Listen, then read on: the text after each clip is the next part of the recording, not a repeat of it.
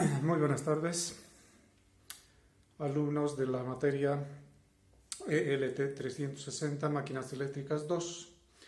Comenzamos con este video donde les voy a explicar el capítulo 2 que corresponde al programa de nuestra materia.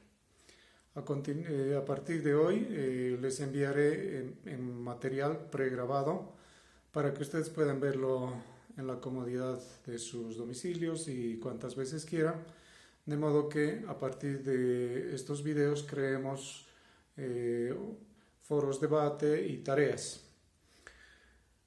Todo esto será en lo posible a través de eCampus, donde se cargarán estos videos para que ustedes puedan disponer de ellos en el momento que así lo vean por conveniente. Sin más preámbulo, vamos a pasar a explicar el tema o capítulo 2 de nuestra materia, que corresponde a las pérdidas y rendimiento de los transformadores y los ensayos que se realizan sobre estos. Comenzaremos diciendo que en el proceso de funcionamiento de las máquinas, de cualquier máquina, en este caso de los transformadores, existen pérdidas de diverso tipo. En el caso de los transformadores y de los motores eléctricos hay dos regímenes bien claros en cuanto a su funcionamiento. Un régimen es el funcionamiento en vacío, cuando el motor o el transformador están funcionando, pero no están accionando, en el caso del motor, ningún otro dispositivo, o en el caso del transformador, donde no se conecta ninguna carga en el secundario del transformador. En este sentido, para que una potencia que se absorbe de la red por parte del transformador se pueda entregar a la carga, deben ocurrir varios procesos. Y durante estos procesos se producen las pérdidas. De este modo, las cargas reciben una potencia menor de la que el transformador absorbe de la red por las dichas pérdidas y ocasionadas por dos tipos de pérdidas. En el transformador, entonces, existen dos tipos de pérdidas.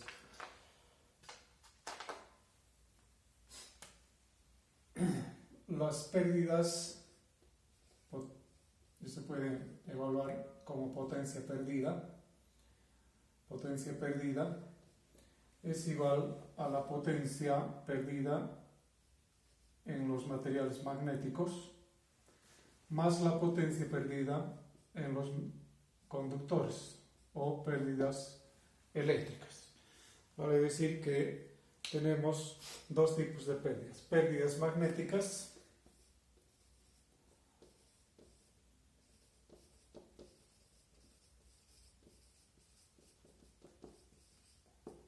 y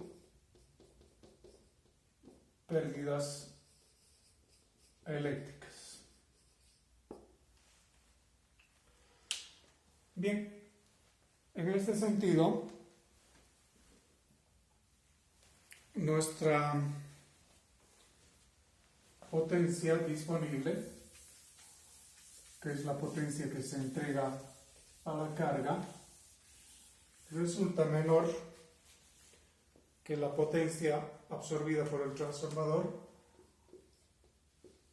en la cantidad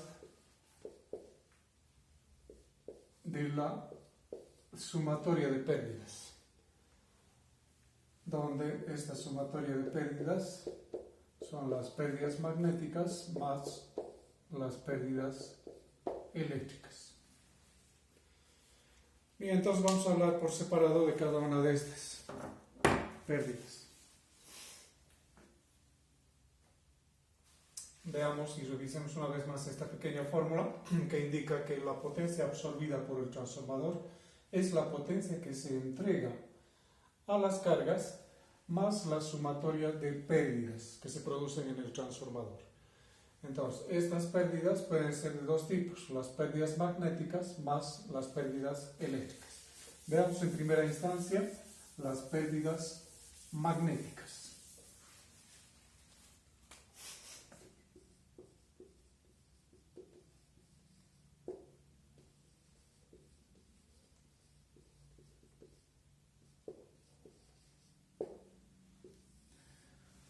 Bien, ¿qué son las pérdidas magnéticas?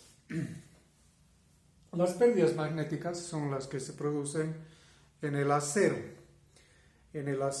del cual está fabricado el núcleo magnético. Se denominan magnéticas porque el núcleo magnético tiene la finalidad de ser un conductor del flujo magnético producido por los devanados o bobinas del transformador. Entonces es un conductor pero de tipo magnético.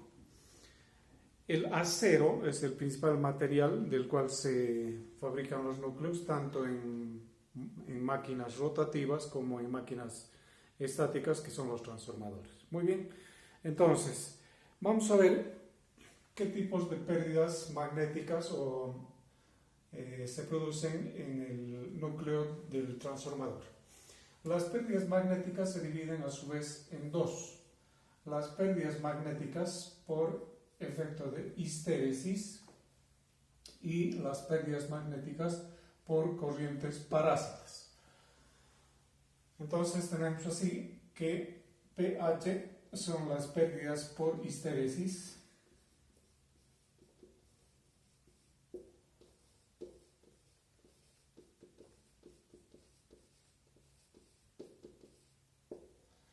y PCP son las pérdidas por corrientes parásitas,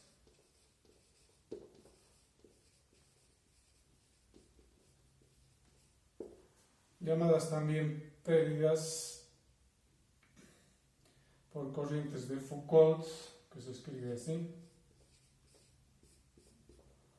o pérdidas por corrientes de torbellino.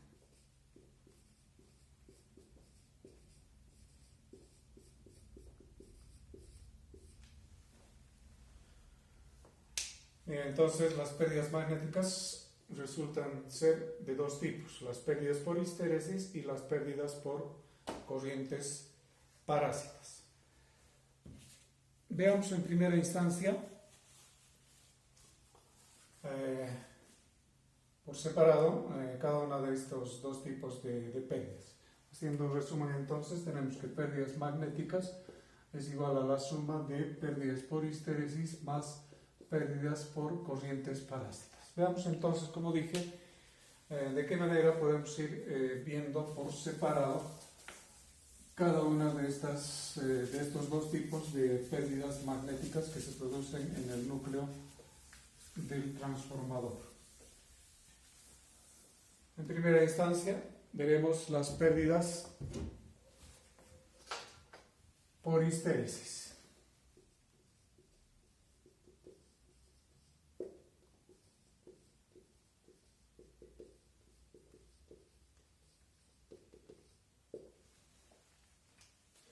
¿A qué se refieren estas pérdidas por histéresis?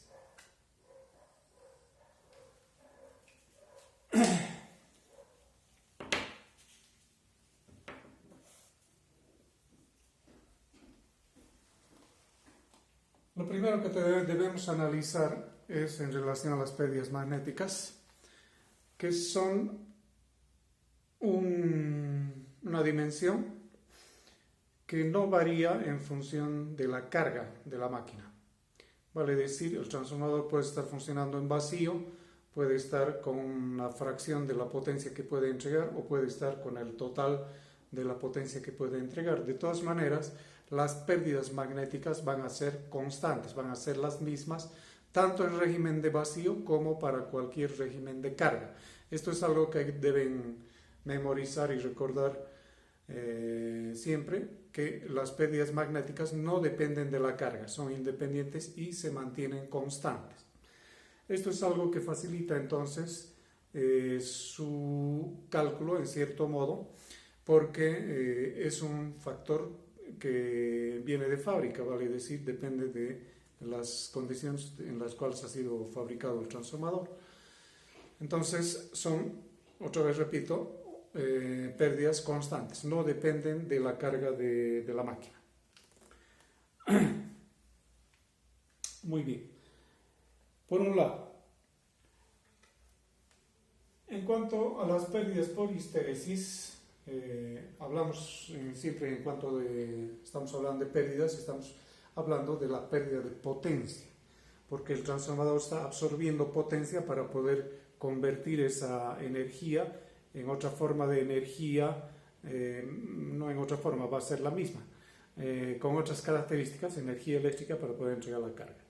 Entonces lo que estamos produciendo son pérdidas. Estamos hablando de watts o voltios amperios perdidos durante el proceso de funcionamiento del transformador. Hay una fórmula que para cálculos prácticos resulta interesante utilizar en cuanto a las pérdidas por histéresis. Es la siguiente. Las pérdidas por histéresis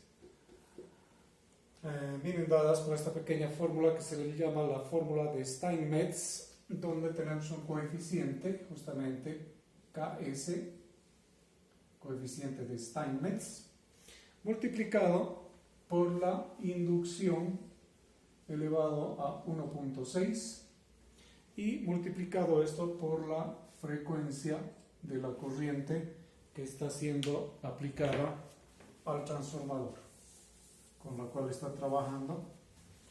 Todo esto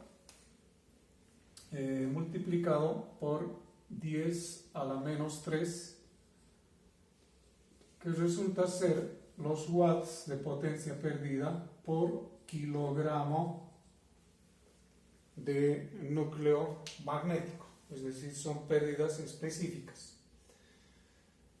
Ahora quiero recordarles a ustedes que en el material que les proporcioné antes de la cuarentena tienen en la parte de atrás unas fotocopias donde hice una traducción de un libro en portugués donde tenemos esta fórmula, pero en esta fórmula yo no había puesto este factor 10 elevado a menos 3. Haciendo algunos cálculos me di cuenta que sin este 10 a la menos 3 las pérdidas son enormes. Prácticamente un porcentaje importante de la potencia absorbida se estaría disipando en pérdidas por histéresis, lo cual me hizo investigar un poco más para averiguar y me di cuenta que este factor de Steinmetz estaba mal en el libro del cual yo traduje. Y investigué un poquito más y al final llegué a la siguiente conclusión. En esta fórmula, el coeficiente de Steinmetz está en el orden de... Permítame revisar esta parte.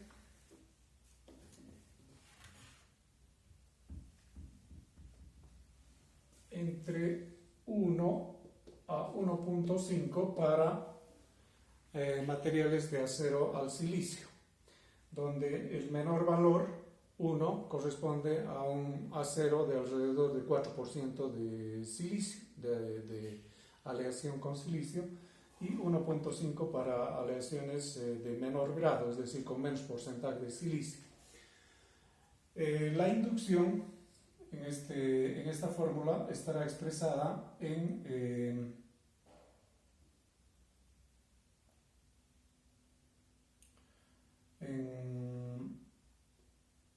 Weber por metro cuadrado, en Weber por metro cuadrado, o su equivalente, que es el Tesla, es la misma unidad, Weber por metro cuadrado o en Tesla, y la frecuencia obviamente en Hertz.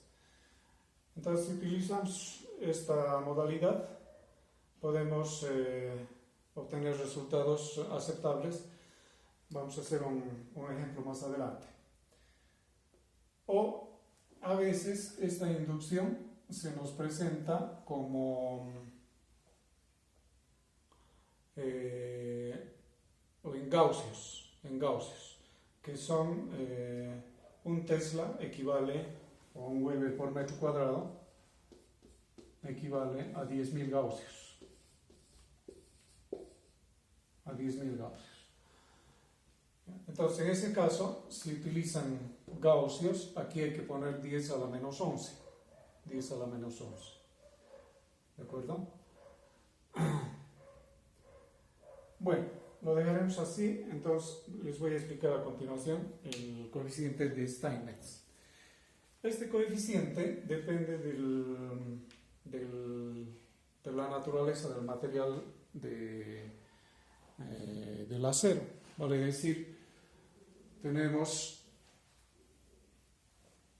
que en el caso de la construcción de transformadores se utiliza el acero al silicio y por lo tanto estamos dentro de este rango. Hay otros materiales, por ejemplo acá tengo laminación dulce, laminación delgada, acero fundido, fundición de acero. Por ejemplo, para acero fundido este coeficiente está alrededor de 15 unidades.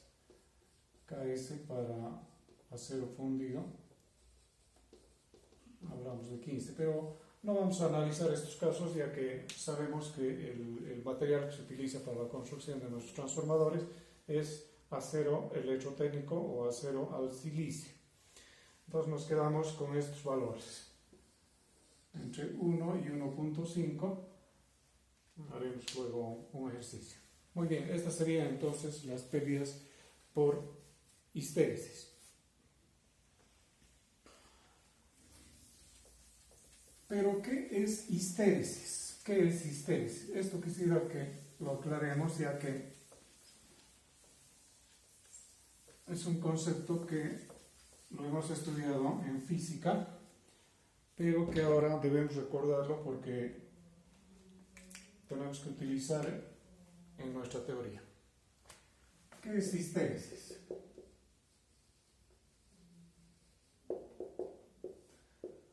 Bueno, el origen etimológico de la palabra, vale decir la raíz de la palabra, es una palabra griega que significa retraso o estar retrasado.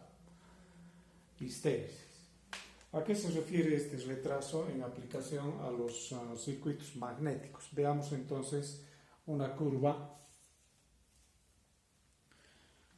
que representa el proceso de magnetización y desmagnetización del núcleo magnético o de algún material ferromagnético cuando se somete a un campo magnético. Entonces tenemos las siguientes coordenadas. Por un lado está la inducción que se va a producir en el material, sería la ordenada, y la abscisa representa la intensidad del campo magnético en amperios por metro y la inducción en teslas o cualquier otra unidad. Muy bien, entonces en estas coordenadas veamos qué es lo que ocurre cuando un material se somete a un campo magnético y a medida que vamos aumentando la intensidad del campo magnético, cómo se comporta la inducción magnética. Supongamos que un material, por ejemplo el acero de un transformador u otro material ferromagnético, es sometido a un campo magnético y vamos aumentando la intensidad. Entonces vamos a observar un crecimiento de la inducción a medida que se aumenta la inducción magnética hasta un cierto punto donde por más que elevemos la intensidad del campo magnético, la inducción ya no va a sufrir ningún cambio. A este punto se le llama saturación.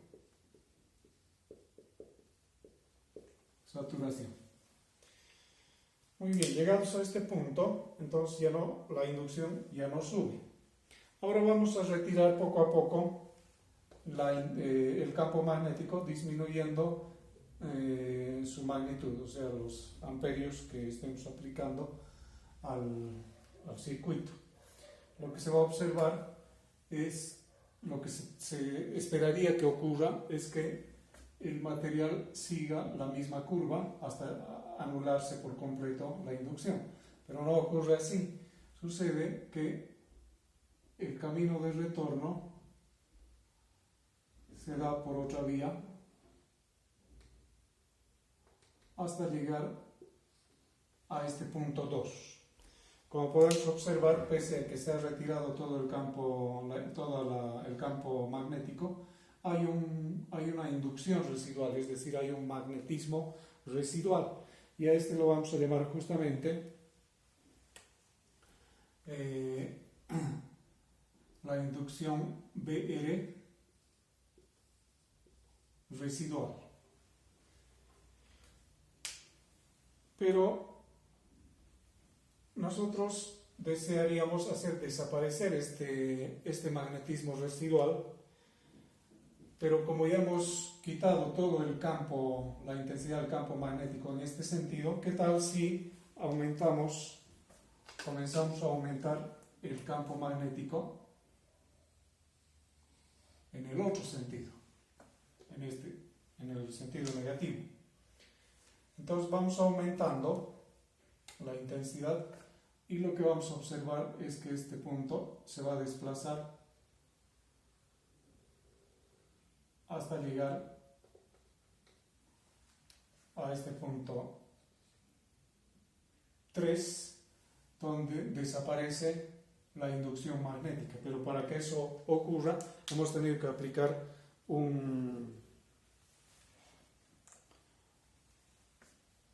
campo magnético de sentido invertido. A esta distancia se llama campo coercitivo o fuerza coercitiva, que es el campo magnético requerido para hacer desaparecer la inducción remanente en el material que se está sometiendo a prueba. Entonces, a partir de este punto, del punto 3, donde la inducción ha desaparecido, pero se ha tenido que aplicar un campo magnético coercitivo, vale decir, que fuerce, que obligue, hagamos el experimento en sentido contrario. Sigamos aumentando la intensidad del campo magnético y lo que se va a observar es un punto 1 de saturación, digamos 1', en el sentido inverso. Y luego volvemos a retirar el campo magnético para observar el mismo fenómeno. Vale decir, al retirar el campo magnético, la inducción no retorna por el mismo camino, sino llega hasta un punto 2 de un magnetismo remanente o residual en el material, y podemos continuar aplicando un campo magnético en este sentido, donde se observa nuevamente el campo coercitivo o la fuerza coercitiva actuando para que en este punto 3' desaparezca por completo la inducción en el material. Y luego completamos el ciclo hasta alcanzar nuevamente el punto 1. ¿Qué es lo que hemos obtenido? Hemos obtenido una especie de bucle cerrado que va de 1, 2, 3, 1, 2, 3, 1, que representa el bucle o ciclo de histéresis del material en cuestión, del material que se está investigando. Este ciclo de histéresis o bucle de histéresis puede ser bueno o puede ser malo. En realidad, para la construcción de las máquinas eléctricas necesitamos que este bucle sea lo menor posible, lo más angosto posible, vale decir, el área que a continuación voy a sombrear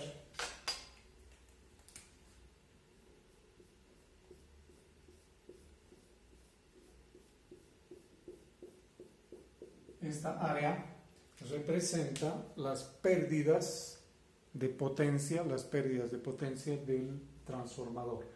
Y como nos interesa que nuestro material, como nos interesa que el transformador sufra las menores pérdidas posibles, entonces nos interesa también que este bucle sea el más angosto posible. pero hay otros materiales que sí requieren de bucles con área mayor, por ejemplo, para la construcción de imanes artificiales, los imanes que se utilizan para diversos experimentos. Entonces requieren que esta área sea más grande, o sea, deben retener el magnetismo, tiene que tener una retención importante de magnetismo residual una vez sometidos a campos magnéticos potentes. En este sentido, tenemos que existen materiales ferromagnéticos blandos y hay otros ferromagnéticos duros. El material que a nosotros nos interesa es un material ferromagnético blando, es decir, el material cuyo bucle de histéresis sea lo menor posible, cuya área del bucle sea la menor posible.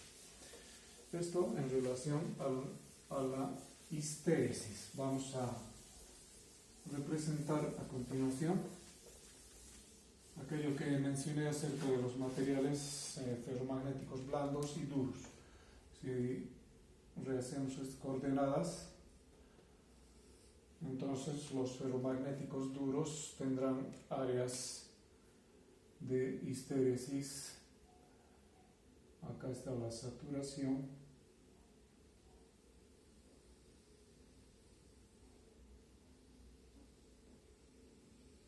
Bucles de histéresis de este tipo. Y los materiales blandos tendrán bucles de histéresis más delgados.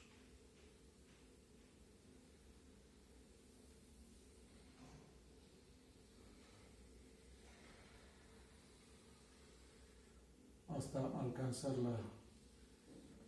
la saturación. Entonces, lo que nos interesa a nosotros son estos materiales cuyo ciclo de histéresis sea de este tipo y no de este tipo, donde el magnetismo residual es bastante grande. Como dije anteriormente, esta área sombreada de rojo es buena para la fabricación de imanes permanentes.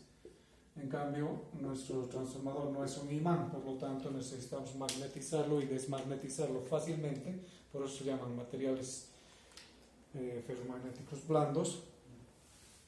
Perdón. De modo que su ciclo de histéresis sea angosto. Estos son materiales ferromagnéticos duros. Y estos de acá son materiales ferromagnéticos blandos. Bien, eso es en relación a la histéresis.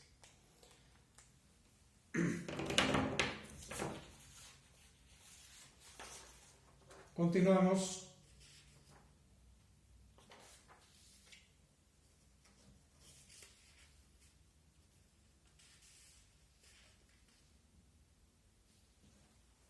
Con la segunda parte de las pérdidas magnéticas, que son las pérdidas por corrientes parásitas o pérdidas por corrientes de Foucault, también llamadas pérdidas por corrientes de torbellino. Veamos entonces este tipo de pérdidas, este otro tipo de pérdidas magnéticas llamadas así, pérdidas por corrientes parásitas.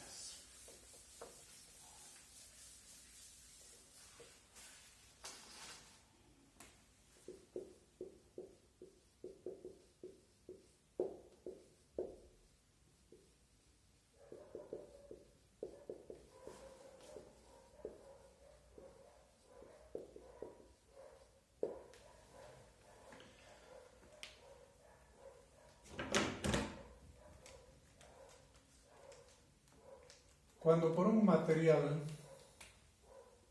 en el caso nuestro, el acero del núcleo magnético, circula un flujo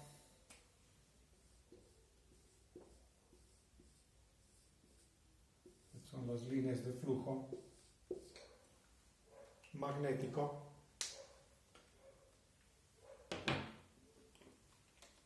se inducen fuerzas electromotrices. Se inducen fuerzas electromotrices en el material, vale decir, en el acero. Y como estas fuerzas electromotrices lo indican, mueven electrones. Electromotriz quiere decir que mueve electrones. ¿Qué electrones? Los electrones del material, en este caso acero, del cual está constituido el núcleo. Es decir, aparecen corrientes eléctricas que van a circular en el mismo material. Ustedes saben que el material del cual estamos hablando es acero. ¿El acero es conductor eléctrico? Es conductor eléctrico.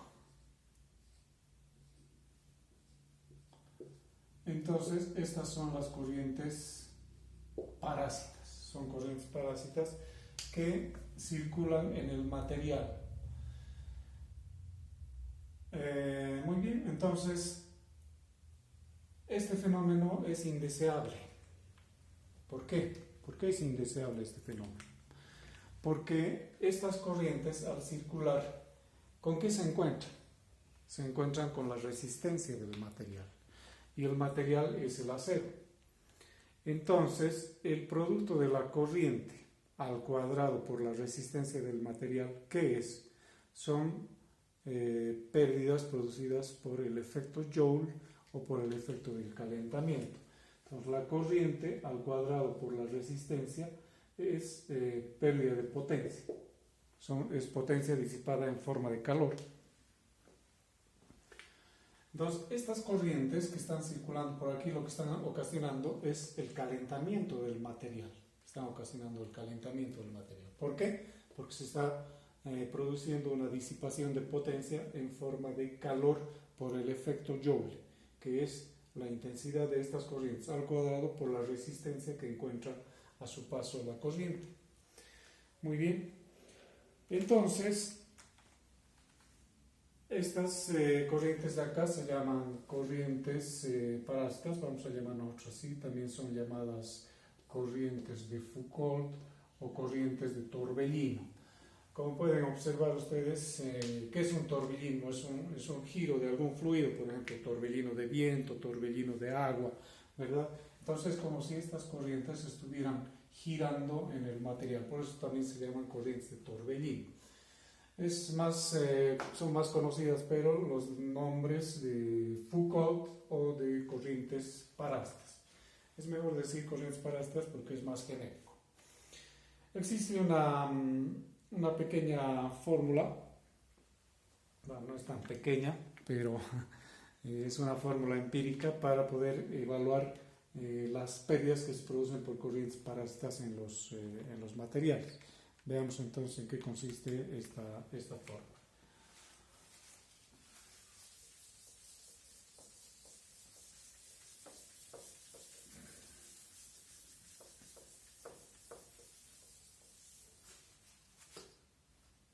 Son pérdidas específicas, vale decir, son pérdidas por unidad de masa, Pérdidas por corrientes parásitas igual a 2.2 por la frecuencia al cuadrado por la inducción al cuadrado por D al cuadrado y por 10 a la menos 3 Vamos a explicar.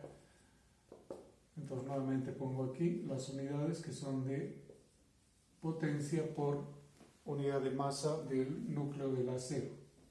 Es decir, son pérdidas específicas. Donde F es la frecuencia en Hertz, B la inducción en Tesla o Weber por metro cuadrado,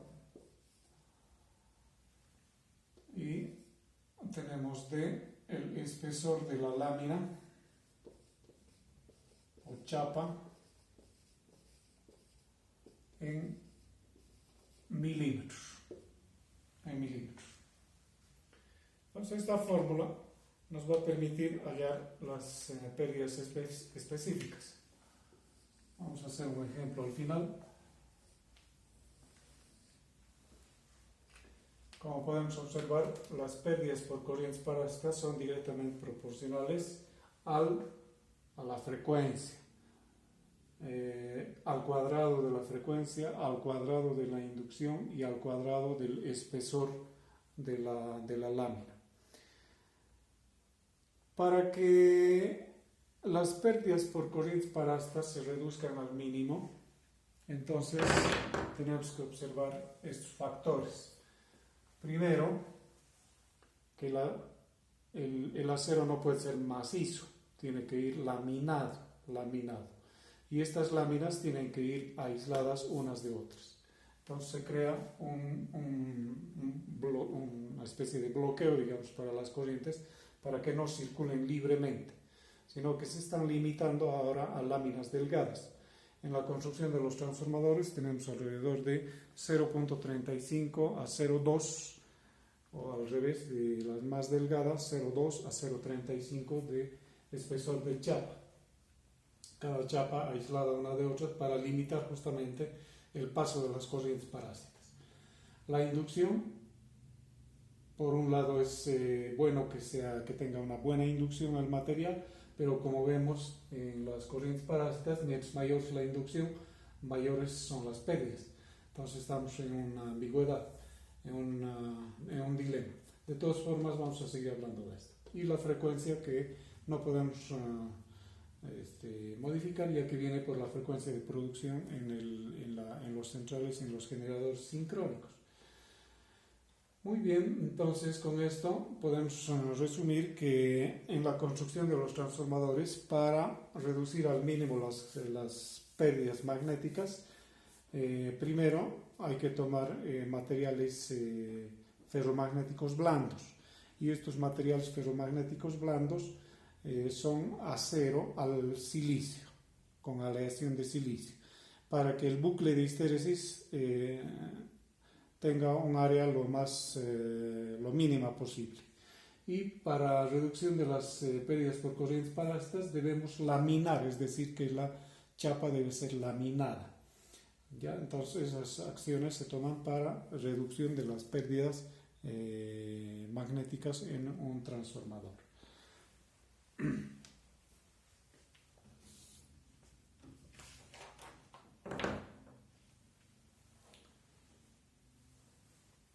Como dijimos anteriormente, el flujo magnético que se produce cuando el transformador está funcionando, el flujo magnético principal, al atravesar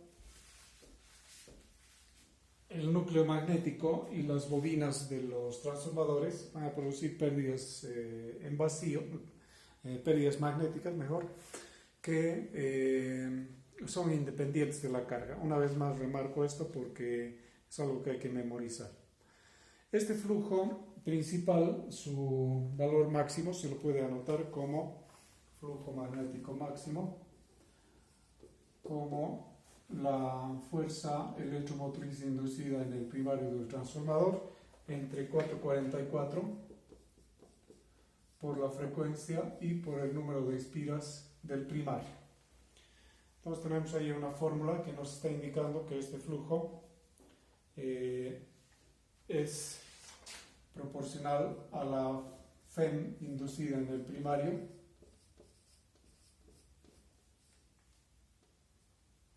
.444 es el llamado factor de forma,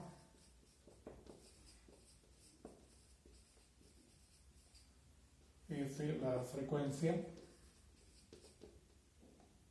en Hertz, y W1 es el número de espiras en serie en el primario del transformador. Entonces ahí viene determinado el flujo magnético del transformador. Pero esta fórmula la podemos también escribir. La fuerza electromotriz inducida en el primario es prácticamente proporcional o igual a la tensión aplicada, y el resto lo copiamos. 444 por F y por W1. Prácticamente igual a la tensión aplicada, la fuerza electromotriz. ¿Por qué? Porque la diferencia está en la caída de tensión que se produce al circular la corriente de vacío en el primario. Y como la resistencia del cobre por el cual está circulando la corriente es muy baja, entonces esta caída de tensión es muy pequeña, y por lo tanto podemos igualar la fuerza electromotriz a la tensión. Muy bien. Entonces, esto nos está indicando que este flujo magnético, al igual que la inducción, al igual que las pérdidas, como hemos dicho, las pérdidas magnéticas, no dependen de la carga. ¿Por qué? Porque en ninguna de estas, en esta expresión no vemos la corriente en la carga. Entonces el flujo no depende de la carga. El flujo magnético no depende de la carga. De este modo, las pérdidas magnéticas, sin importar la carga en el secundario del transformador, permanecen constantes. Continuamos. La determinación de las pérdidas magnéticas por medio de las fórmulas anteriormente indicadas, tanto para histéresis como para corrientes parásitas, se torna un poco complicado debido a las muchas variables que entran en su cálculo. A veces se recurren a gráficos que permiten simplificar en función del espesor de los materiales, es decir, de la lámina que se utiliza para la construcción del transformador, o en función también de la frecuencia. Aproximadamente estos gráficos, como digo, no son a escala, ninguna escala, sino para dar una idea, son del siguiente tipo. Los voy a copiar aquí para explicar muy brevemente, ya que a mi modo de ver no son, o sea, se puede utilizar para hacer una evaluación, pero no es lo más conveniente. Tenemos coordenadas de pérdidas de potencia con inducción. Acá tenemos las pérdidas magnéticas específicas en watts por kilogramo, y aquí tenemos la inducción en teslas, o como dijimos anteriormente, en Weber por metro cuadrado.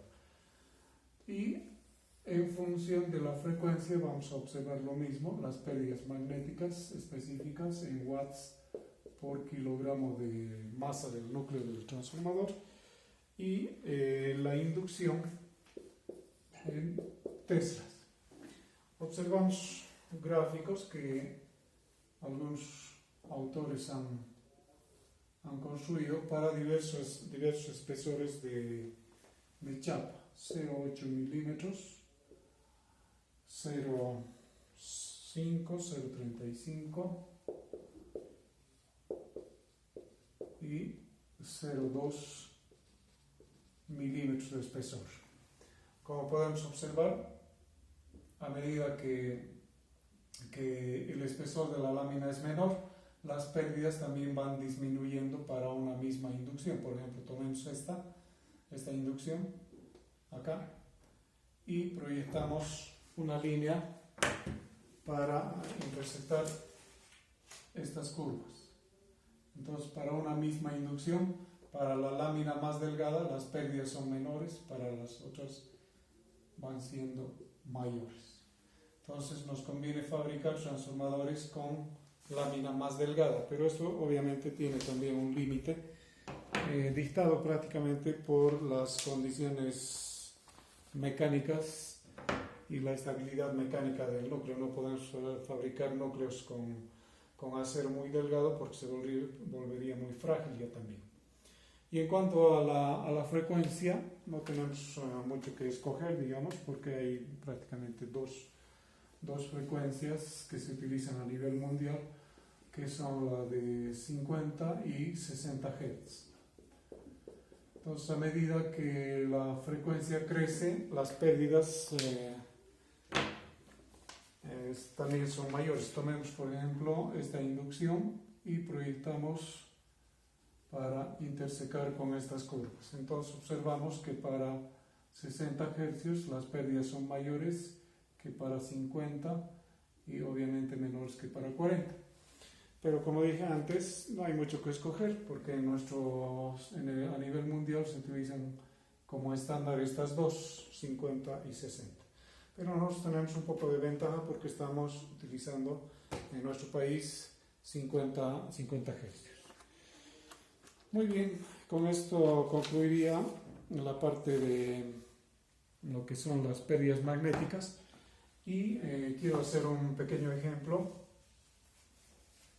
para la utilización de las fórmulas que les he explicado antes, la fórmula de Steinmetz y la otra fórmula para la determinación de las pérdidas por corrientes parásitas. Entonces voy a sacar de la cabeza un ejemplo. A ver, sea un transformador, por ejemplo, de potencia 50 kilovolts ampere, tensión primaria 24.9 kilovoltios, tensión secundaria 400 volts. ¿Qué más podemos decir? Lo que más nos interesa aquí es el peso y la naturaleza del núcleo magnético. Vamos a decir que la inducción del núcleo magnético, la inducción máxima es de 1.6 Tesla o su equivalente 16.000 Gauss. ¿Qué más? Y que tiene un peso o masa del núcleo 100 kilogramos, digamos 120 kilogramos, masa del núcleo. Determinar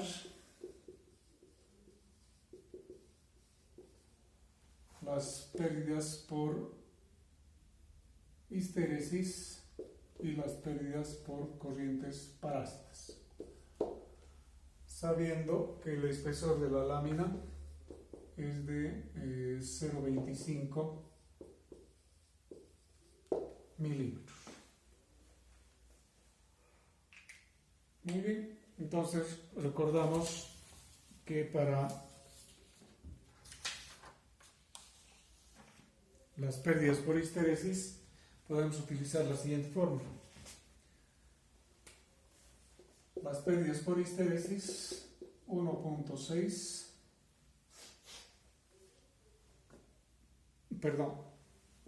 el coeficiente de Steinmetz por la inducción elevado a 1.6 por la frecuencia por 10 a la menos 3 y las pérdidas por corrientes parásitas 2.2. ¿Qué más tenemos? Frecuencia al cuadrado, inducción al cuadrado, espesor de la lámina al cuadrado,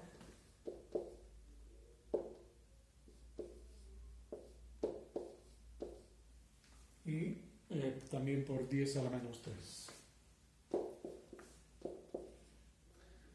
Ambos nos darían las pérdidas específicas en watts por kilogramo de masa del transformador. Muy bien, entonces veamos las pérdidas por histéresis. ese coeficiente, el coeficiente de Steinmetz,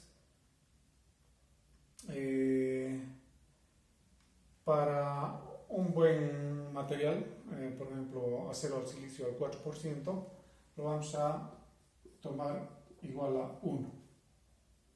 Entonces, reemplazando en la fórmula, tendríamos que las pérdidas por histéresis son 1 por, acá tenemos 1.6 elevado a 1.6 por 50 y por 10 a la menos 3. Y para las pérdidas por corrientes parásitas tendríamos 2.2 por la frecuencia al cuadrado por la inducción 1.6 al cuadrado. Tomaremos el diámetro 0,20, el espesor de chapa al cuadrado, y por 10 a la menos 3. Muy bien. Hacemos el cálculo correspondiente. Lo voy a hacer aquí en la calculadora.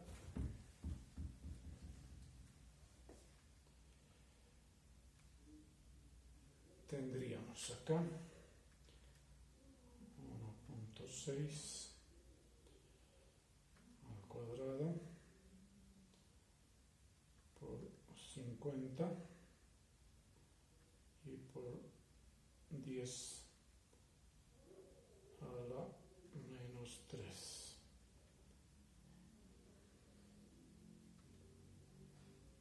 Punto 128. Entonces tenemos acá pérdidas por histéresis igual a 0,128 watts por kilogramo.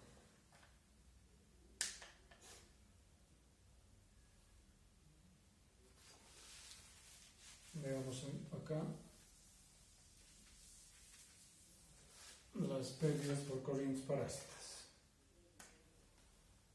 Pérdidas por corrientes parásitas, calculando 2.2 por 50 al cuadrado por 1.6 al cuadrado por 0,25 al cuadrado, 0,25 al cuadrado, y por 10 a la menos 3.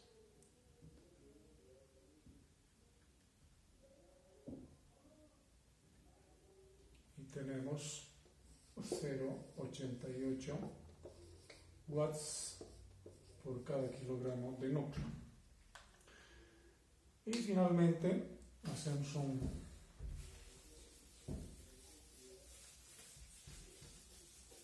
un cálculo de la suma de pérdidas por histéresis con las pérdidas por corrientes parásitas, para tener las pérdidas magnéticas, igual pérdidas por histéresis más pérdidas por corrientes parásitas, 0,88 más 0,128, 1.008 watts por kilogramo. Finalmente podemos anotar las pérdidas magnéticas totales, digamos así, igual a las pérdidas magnéticas específicas por la masa del transformador. Es decir, multiplicamos esto por los 120 kilogramos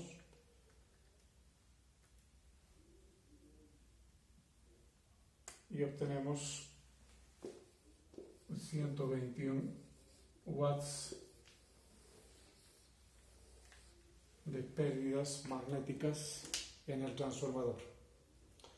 Muy bien, con eso entonces termina por hoy nuestra clase, esta explicación, para luego hacer un debate, las preguntas que ustedes tengan en la próxima reunión Zoom que vamos a tener el día lunes.